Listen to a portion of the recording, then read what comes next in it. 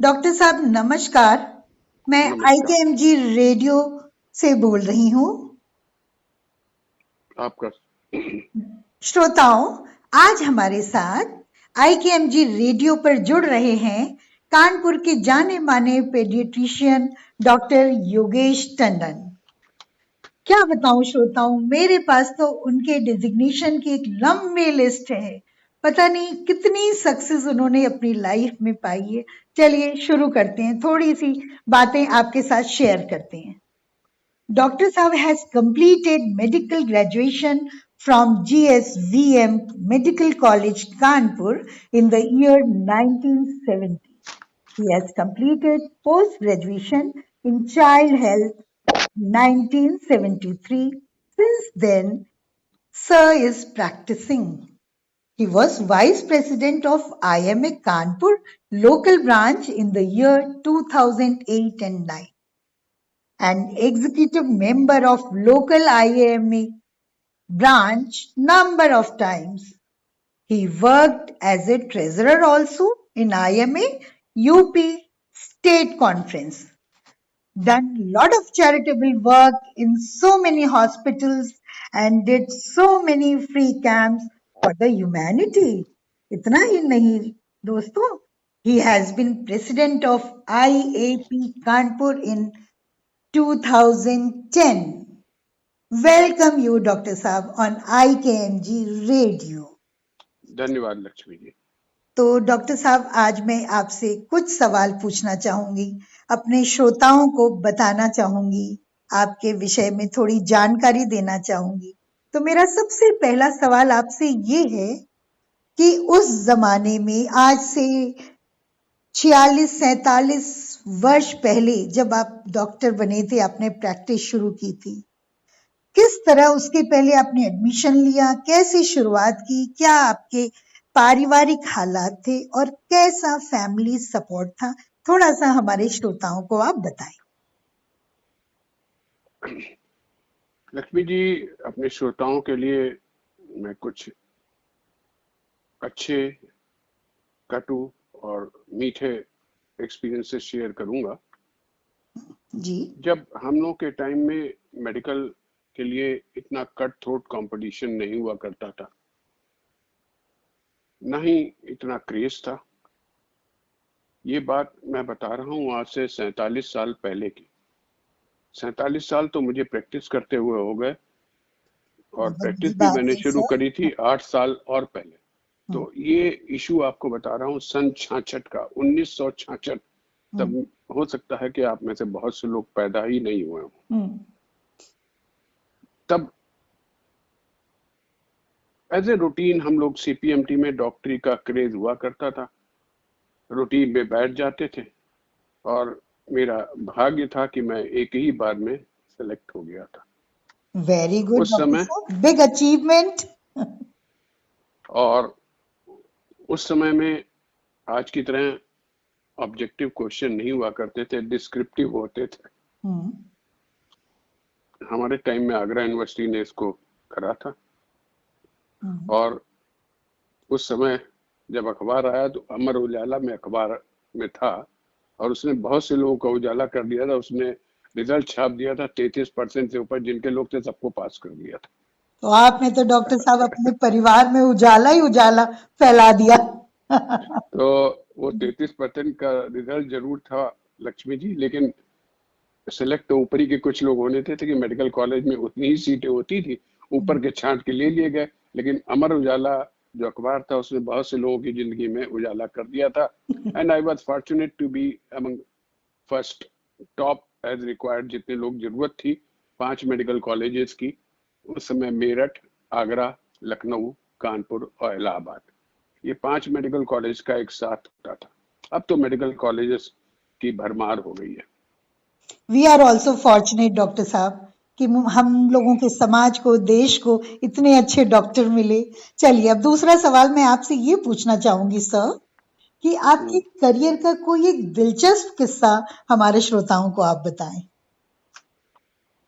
देखिए, ऐसा है, ऐसे तो हम लोग मरीजों से बहुत कुछ सीखते हैं और रोज हम लोगों को नया सीखने का मौका मिलता है। और वह भी अपने रोगियों के माध्यम से।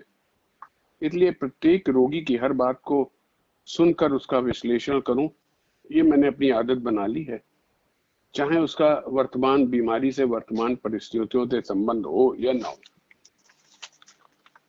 बहुत मेरा ही साथ बहुत से एक्सपीरियंसेस हैं जो मैं अपने पेशेंट्स के बारे में शेयर कर सकता हूं।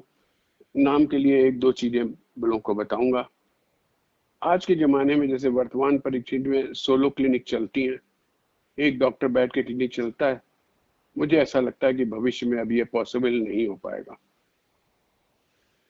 देखें तो फैमिली फिजिशियन का कल्चर भी धीरे धीरे खत्म होता जा रहा है। अब सब सुपर स्पेशलिटी की कहानी हो गई है और हम लोग भी उसी तरह से अपने आप को ढाल लिया। आज बहुत की अच्छा तुलना मैसेज में आप दे रहे हैं सर। आज और की एक मैं तीसरा सवाल आपसे करना चाहूंगी सर। ये सवाल पेरेंट्स और बच्चों के लिए खास तौर से, आजकल के बच्चों में ये जंक फूड खाने का जो रुझान ज्यादा है, बहुत इंटरेस्ट है, बहुत ज्यादा उस तरफ झुकाव है बच्चों का, और पेरेंट्स भी उन चीजों को मानते चले जा रहे हैं जो आई थिंक हेल्थ वाइज बिल्कुल ठीक नहीं है। तो इसमें आप पेरेंट्स को क्या मैसेज देना चाहते हैं सर? प्रेजेंट सिनेरियो में बच्चों को जंक फूड से रखना दूर थोड़ा सा मुश्किल काम पेरेंट्स के लिए हो गया है, और मैं तो इस फेवर में हूं कि प्रेजेंट सिनेरियो में सीमित मात्रा में उनको फिक्स डेज कर दिए जाएं कि तुम्हें भाई हफ्ते में एक दिन ऐसा मिलेगा।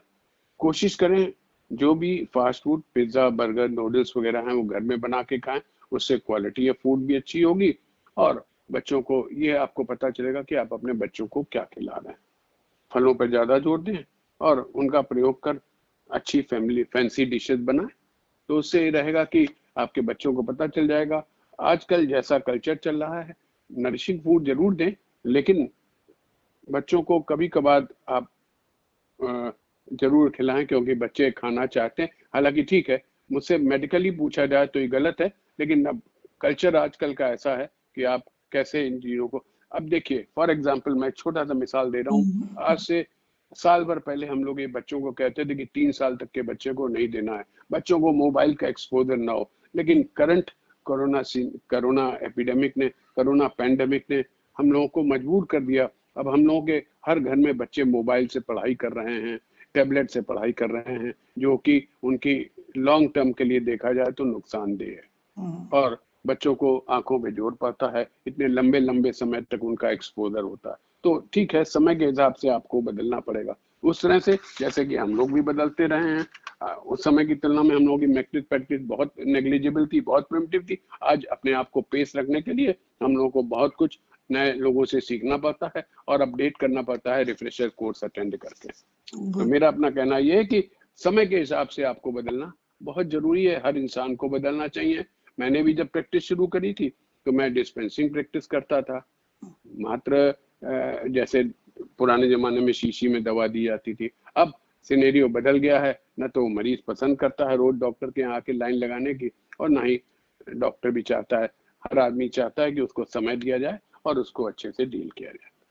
चलिए, डॉक्टर साहब ने इस तरह से पेरेंट्स और बच्चों दोनों को एक मैसेज दे दिया कि जंक फूड पे एक लिमिट होना चाहिए। We should not leave, but ज्यादातर हमें पोषक चीजें खानी चाहिए और पेरेंट्स से ये रिक्वेस्ट है कि बच्चों को खिलाएं। आई होप IKMG रेडियो के माध्यम से हमारे श्रोता भी इन चीजों पर ध्यान दे रहे होंगे।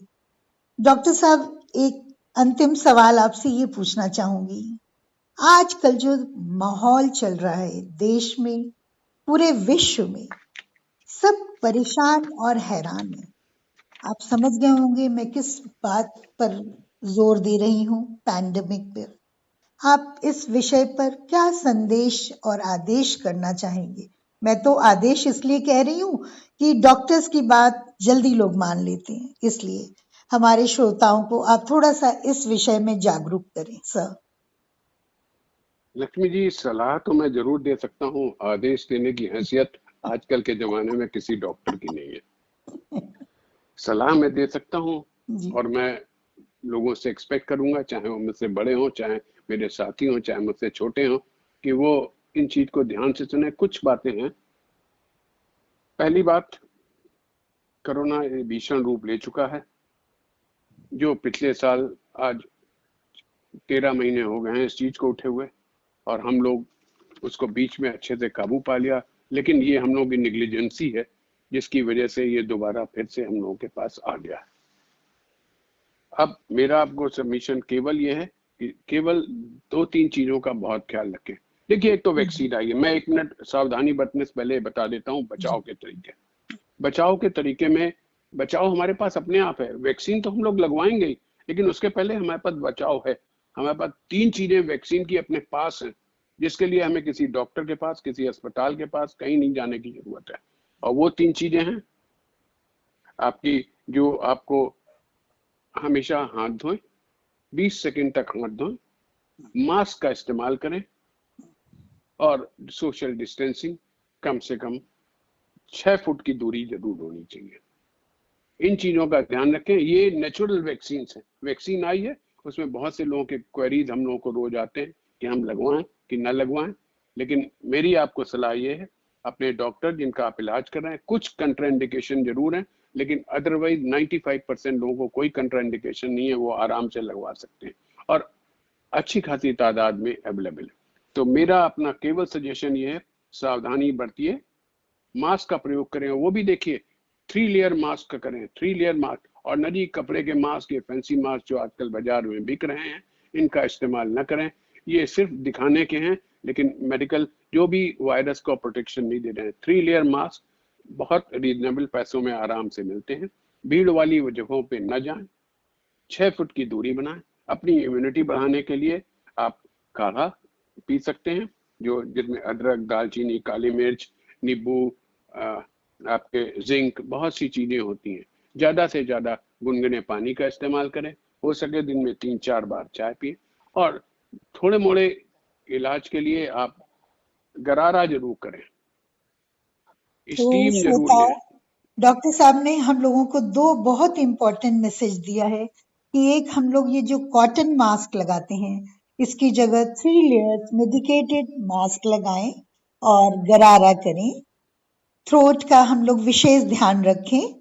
ये बातें डॉक्टर साहब ने हम लोगों को बहुत ही इम्पोर्टेंट बात, मैं तो कहूंगी, बताया।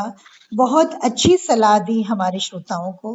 अब चलिए थोड़ा सा ट्रैक चेंज करते हैं। डॉक्टर साहब, आप अपने मन का एक पसंदीदा सॉन्ग जरा गुनगुना दीजिए, ताकि हम अपने श्रोताओं को सुना दें, और जब जब वो ये गाना सुने तब तक वो आपके मैसेज को याद करें। Sir please. Lakshmi ji, current scenario में तो एक ही गाना है कि हम कैसे ही इस कोरोना पे विजय पाएंगे। हम होंगे कामयाब, हम होंगे कामयाब एक दिन। मन में है विश्वास, पूरा है विश्वास, हम होंगे कामयाब एक दिन। होगी शांति चारों ओर, एक